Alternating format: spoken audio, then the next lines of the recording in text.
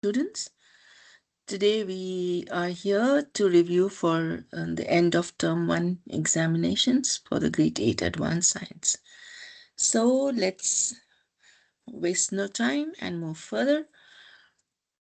So before we start, today we will be concentrating on the questions, the multiple choice questions, which would be asked on Swift. We'll be reviewing those. And in my second video, we will be talking about the FRQs. So the number of MCQs which are expected to come this year for the 8 advanced students is 20. So there would be the marks for the MCQ would range between 2 to 4 and it would be 1 hour exam.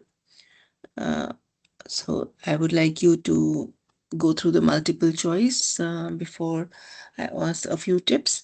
When you are appearing for your multiple choice questions, please first you should go and complete the ones which you're confident enough so that you don't waste time on the ones where you have some doubts, and then come back to the ones where you're not sure of and then work on it. So I would also like to tell you that you are allowed to use calculators during the exam.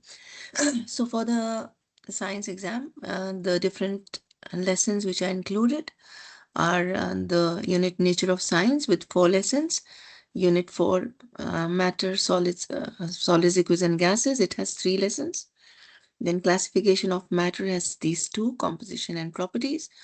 Unit 4, matter, properties of atoms and the periodic table, 3 lessons. And then we have Unit 5, which has stability in bonding and type of bonds. As such, there are no questions on type of bonds, but still you should have an idea about what are the types of bonds. So let's start. I have arranged the questions also according to the lessons. So in between, you will see that the question number is not in sequence. Maybe after one you have some other number, but this is because I'm going according to the lesson. So as we move further from one lesson to another, you would see the lessons that's coming. Okay, so your first question, multiple choice, which comes from the lesson Methods of Science, book page 6 and 7. They've given you 2 options, question 1A and 1B. Design a simple investigation and identify which step of the scientific method you would begin, and then summarize the steps which you carry on when you're using the scientific method. So for this question, some important text. These are the steps for the scientific method.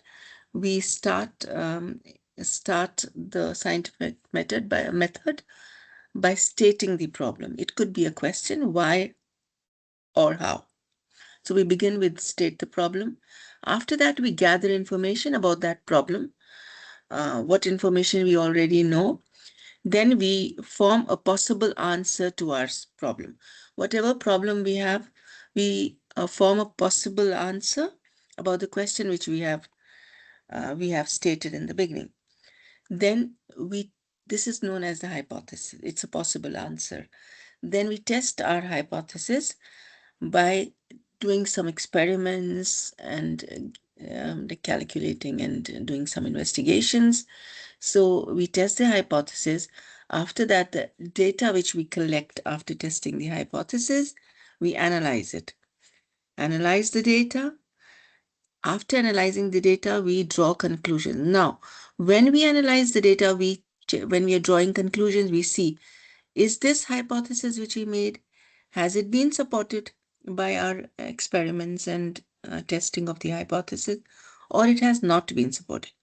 Supposing a hypothesis is supported, we will test it many times, not like one time done. No, we test it again and then we analyze again and draw conclusion.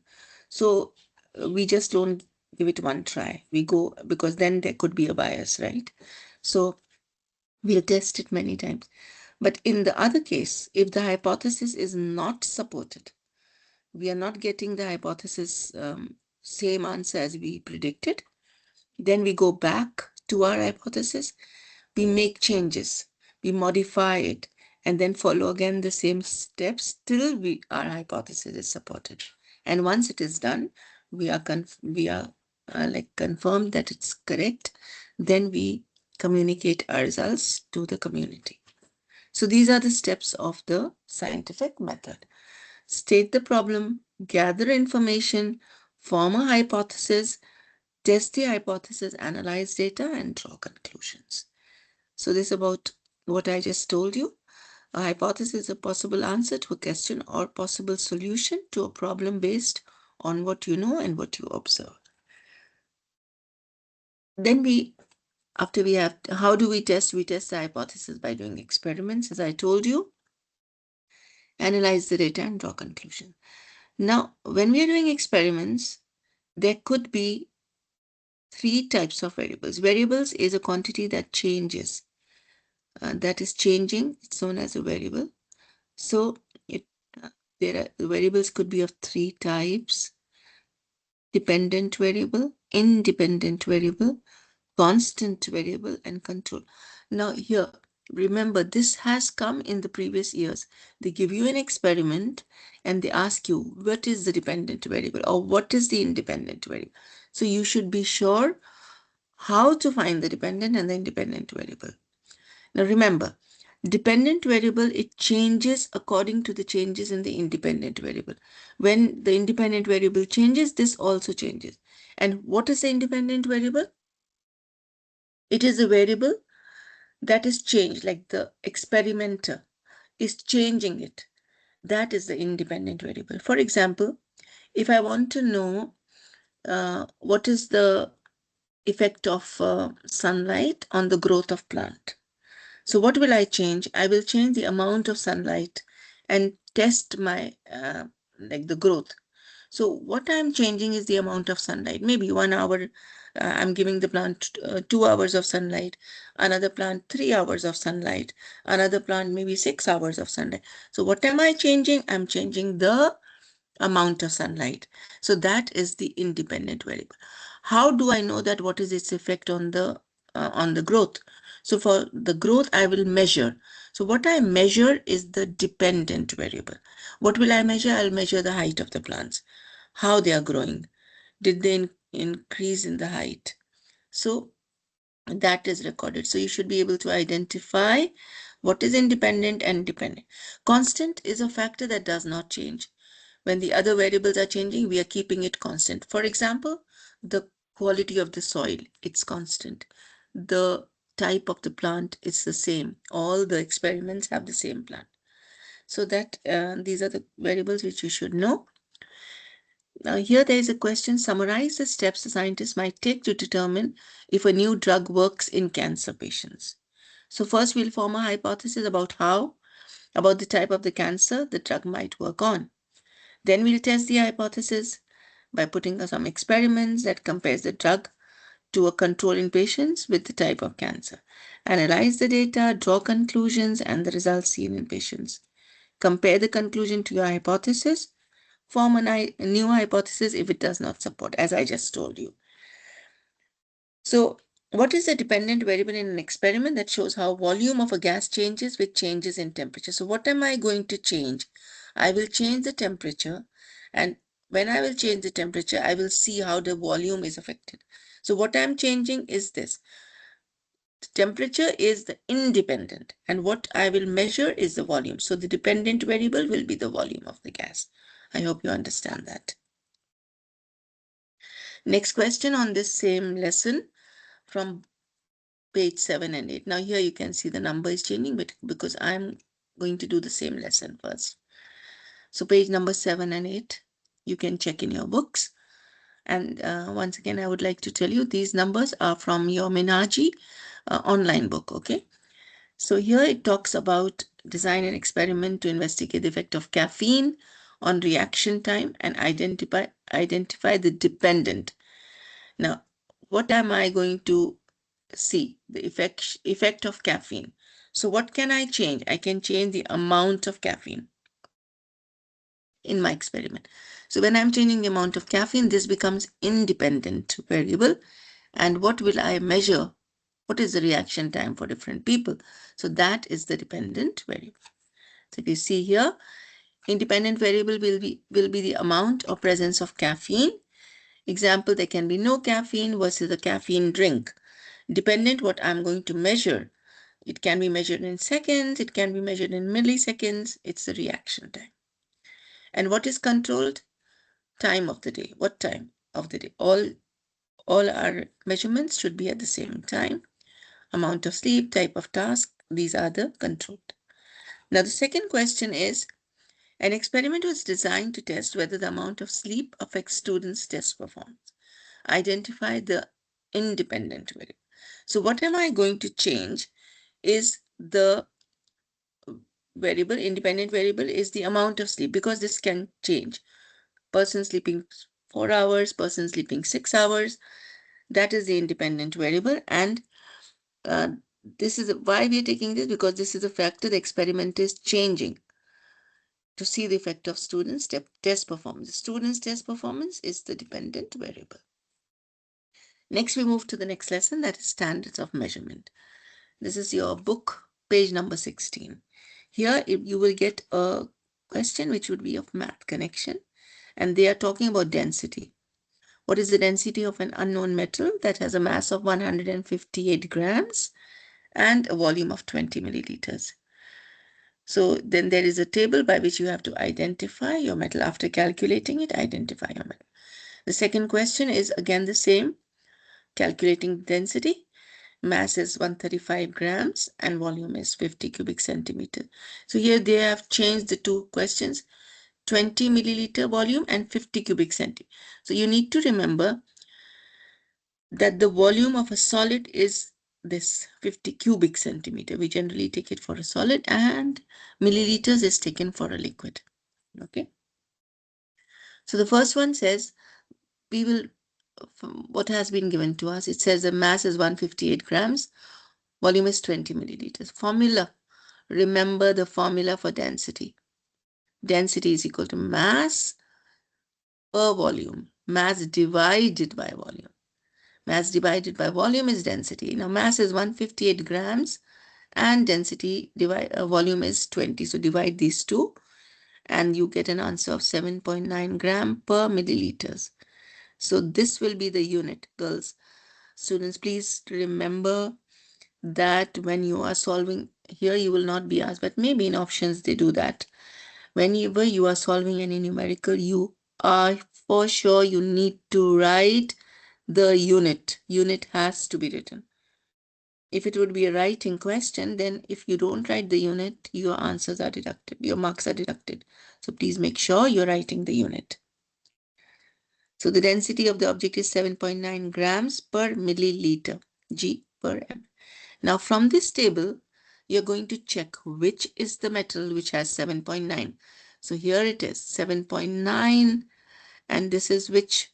It is iron. So our answer would be the metal is iron. So you will get, if they want you to compare, they will give you a table.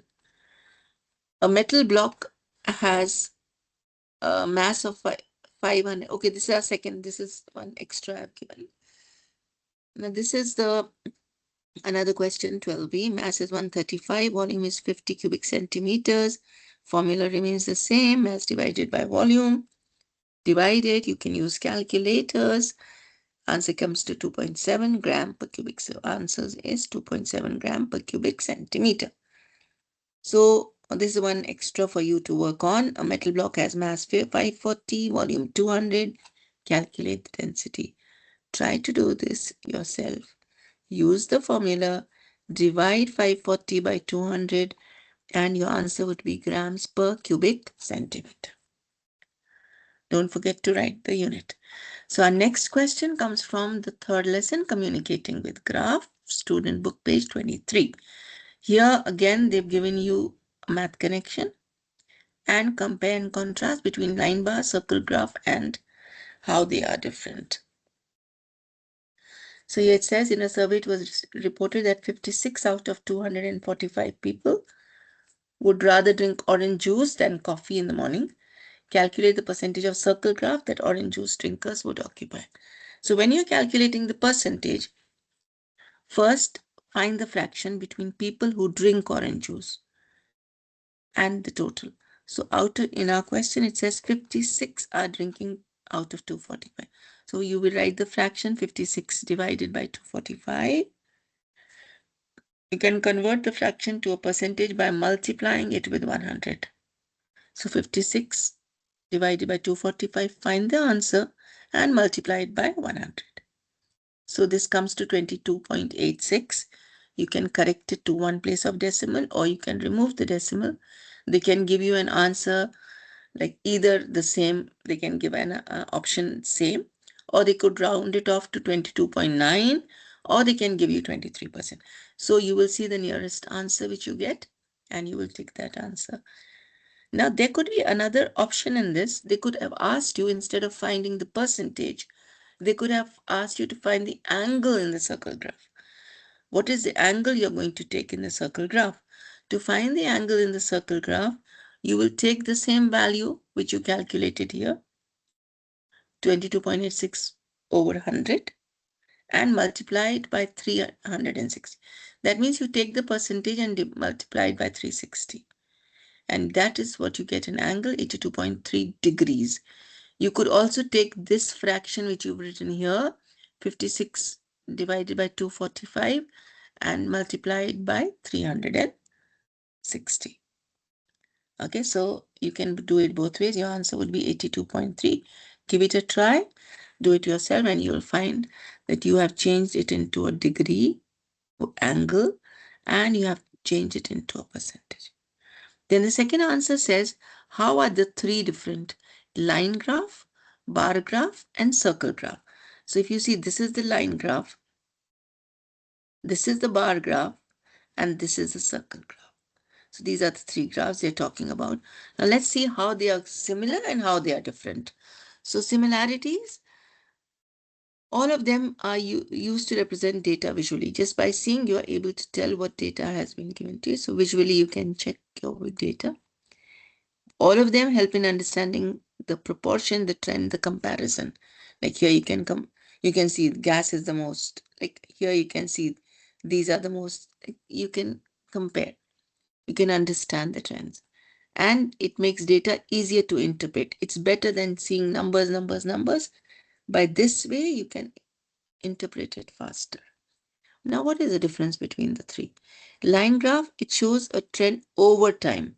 When you are showing it over time, you have the points and you first plot the points and then you connect it. Bar graph will compare. It compares quantities. It uses bars. Height, length shows values. So it compares the data, right? Circle graph shows like the whole, like they are parts of one whole. Like supposing you can say that in your day, what is your schedule for the whole day?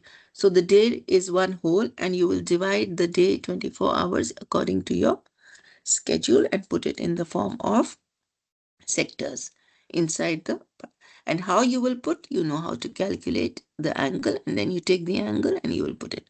So you'll know what percentage, and you can also find the percentage. So you'll know what percentage of the day you are spending on various things.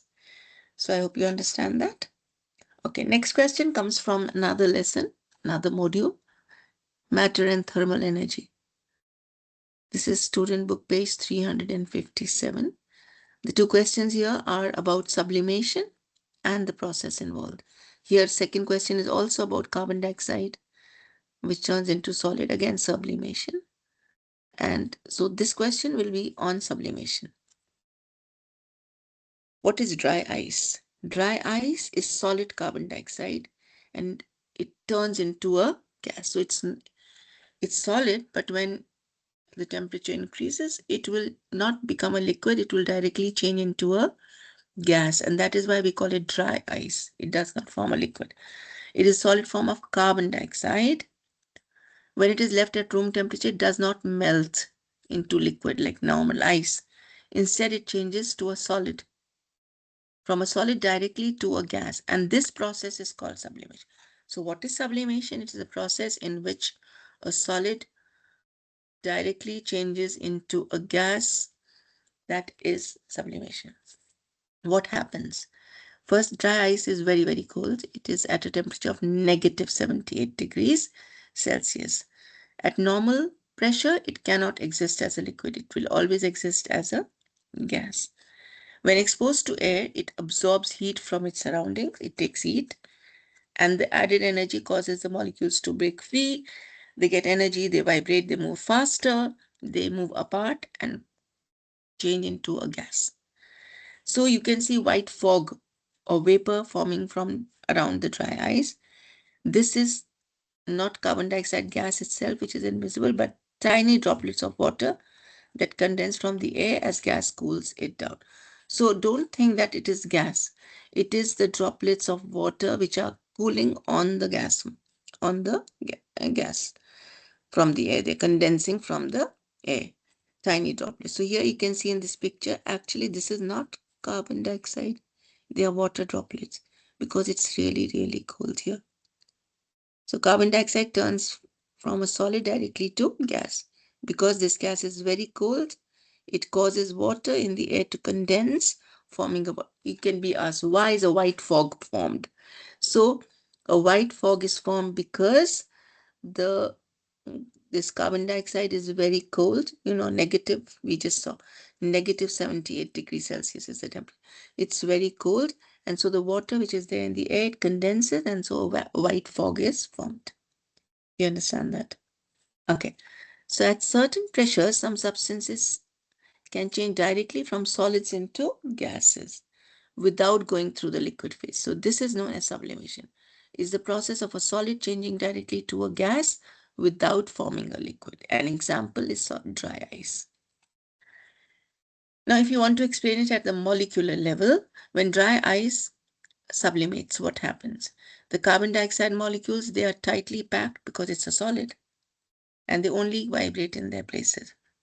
Now, when heat is absorbed, the molecules, they gain energy and they start to move very, very fast. They gain energy, and what is this energy used for? To break the forces which is holding them together. You know that whenever a state change or a phase change is taking place, the energy goes in breaking the forces holding the particles together. The molecules then escape directly into the air as gas, and they spread far apart and move freely. So in sublimation, the molecules go straight from solid to gas without becoming a liquid. Next question, again from the same lesson, page 358. Here you're talking about plasma. So next question would be on plasma. Why is it so abundant and how does it differ from other states of matter? So what is plasma? You know that till now you know that there are three main states of matter: solid, liquids, and gases. Now there is another state of matter which is known as plasma.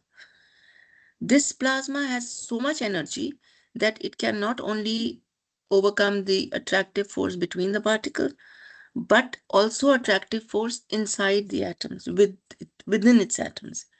So the atoms that make up a plasma, they collide with such force that electrons are removed from the atoms. So it is like energy is too much. So they strip the electrons from the atoms. As a result, plasmas are made up of electrons and charged particles. So plasma has electrons and charged particles. You may be surprised to learn that most of the ordinary matter in the universe is in the plasma state. So in the universe, most matter is in plasma state. Every star that you can see in the sky, even the sun, is composed of matter in plasma state. So where do we find it? We find it in the universe, in the stars. Most of the matter between the stars and galaxies is also in the plasma state. So now we know that the familiar states are solid, liquid, and gas. These are not found so much in the universe, but plasma is the one which is found in the universe. Plasma is the most common, now these are the answers of the two questions. Most common state of matter in the universe, it is found in the sun, stars, lightning. Sometimes they ask you, where can you find plasma? And they give you this option. And the auroras. In space, most matter exists as plasma because high temperatures cause gases to lose their electrons, too much energy, forming charged particles, ions and electrons. Since stars make up most of the visible matter in the universe, They are made of plasma, so it is most abundant state of matter. In solid liquids and gases, atoms stay together as neutral particles. They are not charged. In plasma, atoms are broken apart into ions and electrons. Plasma conducts electricity. It glows and responds to magnetic fields, unlike the other. So this is the differences between the other states of matter. Third question, again from the same lesson, matter and thermal energy. Student book page 358. Here they're going to talk about the melting process. Melting. Explain what happens to the energy during the melting process. All the thermal energy is added at a constant rate. The temperature of the water increases. Now here they'll be talking about the heating curve. So they're saying even if we are going on giving thermal energy, what's happening to the thermal energy when the state is changing or when the substance is melting. So this explains this here. This is the heating curve. Very important figure.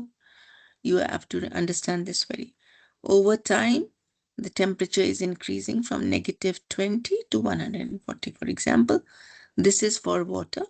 It could be different for other substances because the temperatures could be different, right? So in case of water, we already know through our previous knowledge that water freezes at 0, or we can say ice melts at 0 degrees Celsius. 0 degrees ice melts and water boils at 100 degrees Celsius.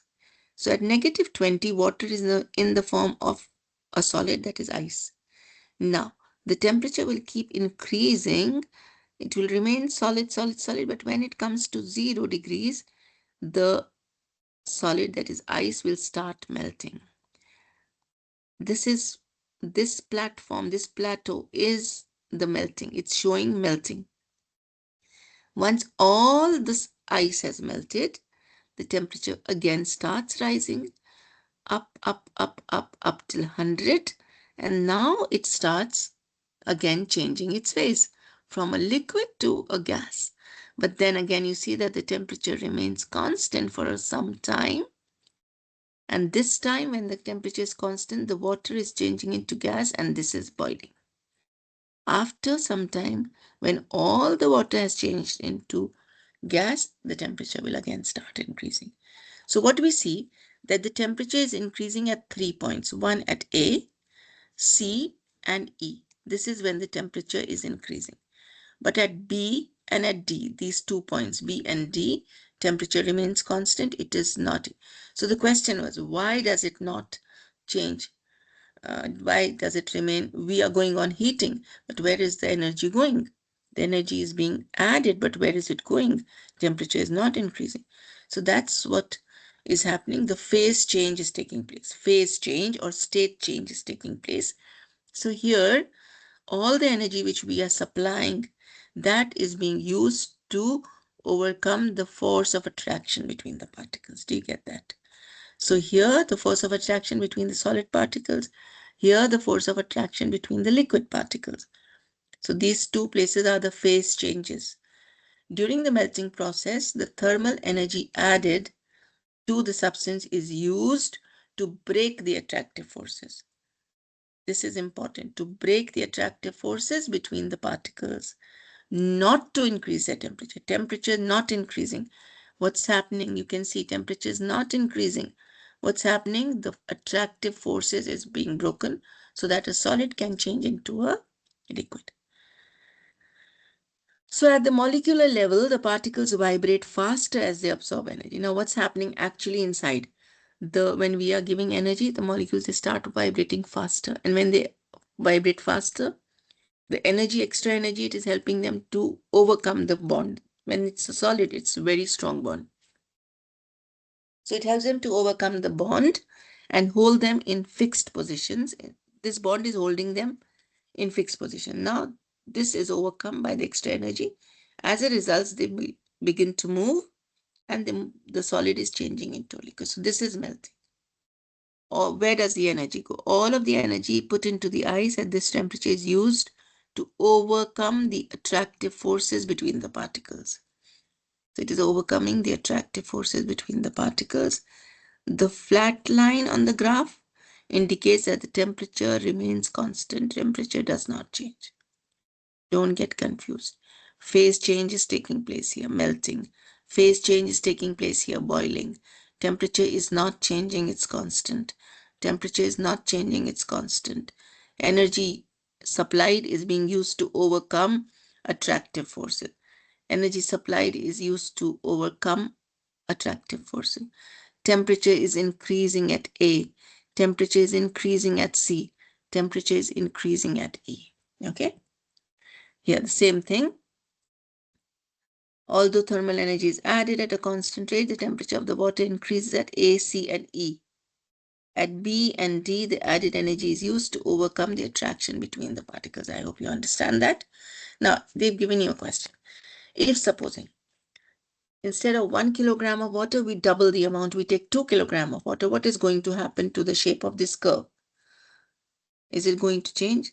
Now, you should remember that ice will always melt at 0. Water will always boil at 100. So these temperatures are not going to change. Then how will the shape change? The shape plateaus will remain the same. The flat plateaus are the flat parts. They will remain the same when melting and boiling is taking place. But because we have taken double amount, even though the temperature is same, it is only maybe the time would be increased. The time will increase if we are doubling the water. If we make the water half of it, which we had earlier, the shape would again be the same, but the plateaus, this area would become shorter because time would be less. Less energy is needed to melt and boil less amount of water. So this can become lesser, but it will be there. Next question, we come to another lesson, that is properties of fluids, page 362 and 363. Two objects of the same size are placed in water. One floats and the other sinks. Explain their densities. Compare and why this affects their behavior. Now here you have a block of wood and here you have a block of steel. We see that the block of steel is sinking and the block of wood is floating. So actually what's happening? So there are two forces acting when we put any object in water. One is the upward force which the water exerts on this, and one is the gravitational force which is the weight of that object. So buoyant force is always acting in the upward direction. Sometimes they ask you, what is the name of the force acting in the upward direction? It is a buoyant force. And the gravitational is acting in the downward direction. The gravitational force, the steel block will sink because the gravitational force is higher. The wood will float because the gravitational force is not that much. The steel block weighs much more than the wooden block. The gravitational force on the steel block is enough to make it sink. Now, also we can say that if the buoyant force is equal to or more than the weight, then the object is going to float. Buoyant force is equal or more, then it is going to float. If the buoyant force is less than the weight, the object is going to sink. The buoyant force from the fluid is less than the gravitational force of the object, so it is going to sink. That's why the steel block sinks. When the buoyant force is the same or is greater than the gravitational force, the wooden block of the object will float. The same thing here, the two objects are the same size but behave differently. The object that floats has a lower density than water. The density is less. Another way of explaining the same thing. One you can explain with the help of buoyant force. One you can talk about density. If the density is less, then it will float. Less than water, then it will float. If it is more than water, then it is going to sink. Density of water is how much? 1 gram per cubic centimeter. So if an object has a density less than 1 gram per cubic centimeter, it is going to float. If it is more than 1 gram per cubic centimeter, it is going to sink. Because gravity pulls it down, then buoyant force can keep it up. The same thing, next type of question is that why does the ship float in water? Why does it not sink? It is made up of steel, but a block of steel would sink. The overall density of the large ship is lower than the density of water because it has empty hull. Here it is empty, and because it is empty, there is air. So the volume increases, and when the volume increases, its density decreases. One way to know whether an object will float or sink is to compare its density to the density of the fluid in which it is placed.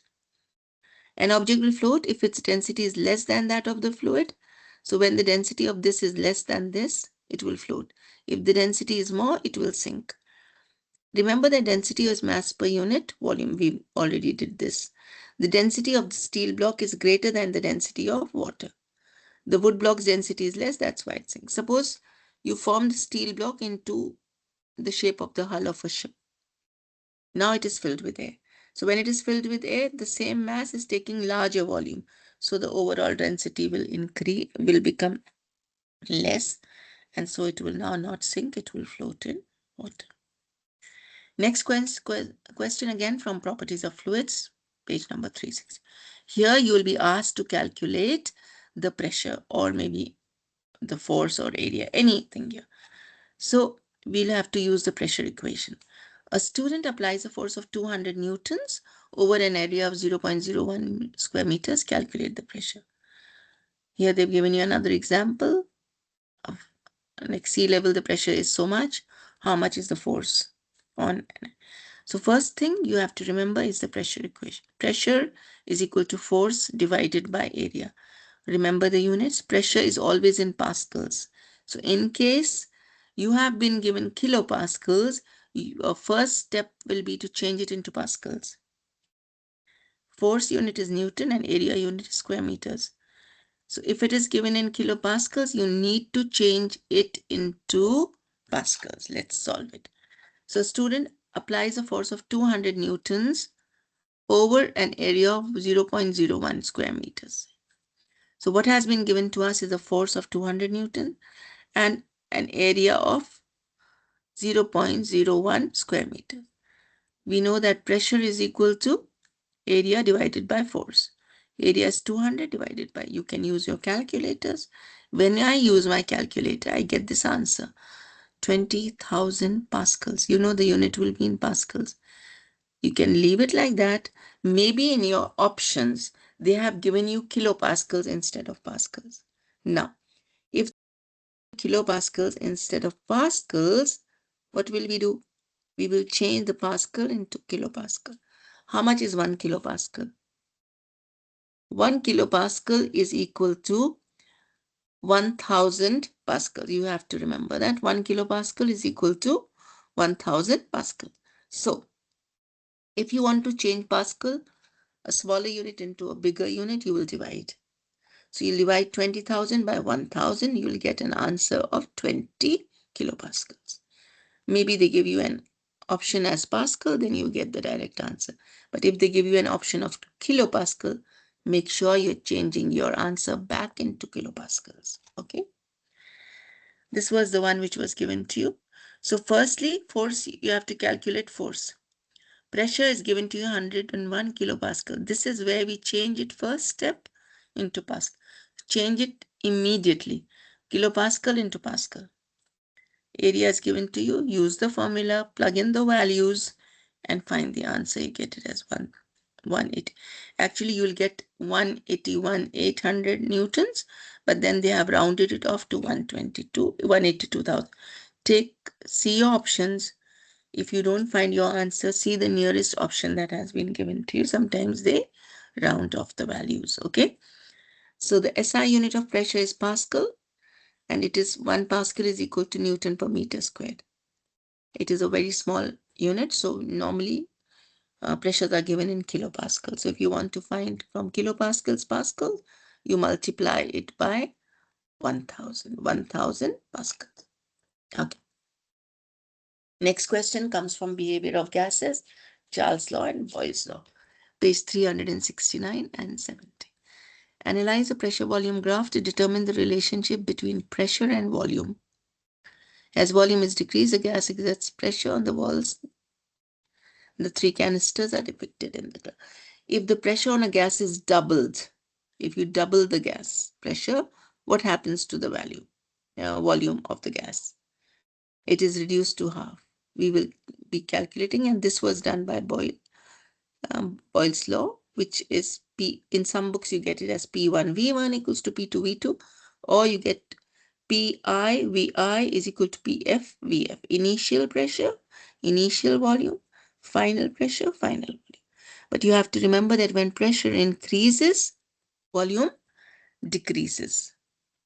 So here, you can see this is the canister with 10 liters of gas and pressure is 100 kPa. Now, if you will reduce the pressure to half, from 100, you double the pressure from 100 to 200 and reduce the volume to half from 10 to 5. What happens?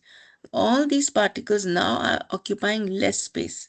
So they get a chance to hit more on the walls of the container. They strike more on the walls of the container. And because they're striking more on the walls of the container, the pressure will be more. If you reduce it further, again, half, 2.5 liter, they will strike more to the walls and the pressure would be again increased. So the pressure from a gas depends on how often its particles strike the walls of the container.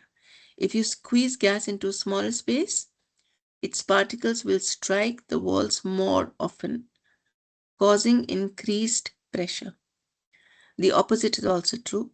If you give the particles that make up the gas more space, increasing the volume, they will hit the walls less often and the pressure from the gas will be reduced. So when volume is increasing, the pressure is more. But when volume decreases, it becomes half, pressure is doubled. So, or you can say when pressure is double, volume becomes half. When pressure is double, volume becomes half. This came last year in the exam. They did not give you the pressure, you had to calculate the pressure. So when you are calculating the pressure, you need to use the formula. Pressure is equal to force over volume. Okay. So here it says a British scientist, who is Boyle? He is a British scientist who described the property of gases. He says that if you decrease the volume of a container of gas and hold the temperature, now you have to remember the temperature should not change. Temperature remains constant. So Boyle's law says that when pressure increases, volume decreases, but the temperature should be constant. It should not change. An increase in the volume of the container causes the pressure to drop if the temperature remains constant. And then last time they were asked to plot the values. They gave you a graph and you were asked to plot the values. This came in writing last year. So here you make the dots and you plot the volume and then join the curve. So this is the Boyle's law equation. Initial pressure Pi times initial volume Vi equals to final pressure Pf times final volume Vf. So Pi, in our book, we have used Pi Vi equals to Pf Vf. Here there is a weather balloon has a volume of 100 liters when it is released from sea level where the pressure is 101 kPa. What will be the balloon's volume if it reaches an altitude where the pressure? So what has been given to us? The initial pressure was 101 kPa. Initial pressure 101 kPa. What will be the balloon's volume when it reaches? So initial volume has been given to us. It is 100 liters. Final pressure 43. We have to calculate the final volume. Now here, since pressure has been given both places, we can use the same. We need not change into pascals. We can, because both are there, they'll cancel out. So we can use the same value. Use the formula PIVI equals to PFVF. To calculate VF, we can change the formula accordingly, equals to VI times PI over PF. Plug in the values and you get the answer as liters. The unit will be liters. So that's it. You can try the next question. Volume of helium occupies 11 liters at a pressure of 98. So 11 is the VI, initial volume. 98 is the initial pressure. What is the new volume? That is the final volume. If the pressure drops to 86.2, final pressure is 86. Use the same formula and try to solve it yourself. Next question is again from the same lesson, page 371, 72. But now they are talking about the other law, that is Charles' law equation. What does Charles' law say? Charles' law is talking about temperature and volume. Boyle's law was pressure and volume. Charles' law said temperature and volume.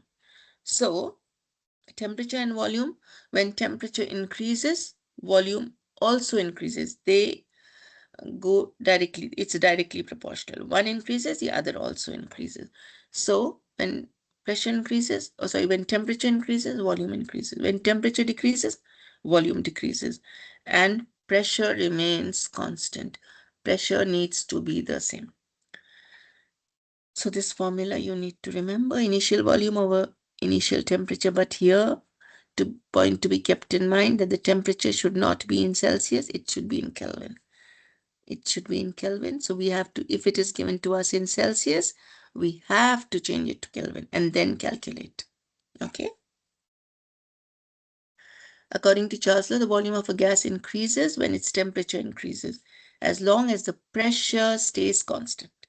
So when temperature rises, gas particles move fast. How do you explain it? When temperature is increasing, gas particles get energy, they move faster and spread. So the volume increases. When the temperature decreases, they have less energy, they move slower, come closer, volume decreases. Higher temperature, larger volume. Lower temperature, smaller volume. So you can explain this on the basis of kinetic theory. As a gas is heated, the particles that make up the gas move faster and faster. Because the particles that make up the gas move faster, they strike the walls of the container more often and with greater force. In the hot air balloon, the walls have room to expand, so instead of pressure increasing, the volume increases. Here they have compared Charles' law and Boyle's law. What is constant in Charles' law is pressure. What is constant in Boyle's law is temperature. The properties that are changing are volume and temperature, here volume and pressure. Here it is directly proportional. When volume increases, temperature increases. Indirectly, that is when volume increases, pressure decreases, vice versa. Formula VI over TI equals to VF over TF. Here PI over PI VI equals to PF VF. Use Charles' law. 2-liter balloon at room temperature at 20 degrees Celsius is placed in a refrigerator at 3 degrees. What is the volume of the balloon after it cools in the refrigerator? So final volume has to be found out because say what is the volume? Initial is given 2 liters. Initial temperature is 20. I told you that the temperature should always be in Kelvin. So to change Celsius into Kelvin, we add 273. Remember this value. To change Celsius into Kelvin, we add say 273. So it becomes 293. Initial temperature 3. Again add 273, 270. So we are going to use these values, not the Celsius. Problem, our equation is VI over TI equals to VF over TF, but we have to find VF. To find VF, we will change the formula. VF is equal to VI over TF over TI. What is TF? 276 over 293 times 2. And our answer comes to 1.9 liters. You can use calculators, try to solve. Now here, a gas is heated so that it expands from a volume of 1 to a volume of 1.5. If the initial temperature of the gas is this, what is its final? Now here you have to calculate the final temperature. So volume initial is 1, final is 1.5.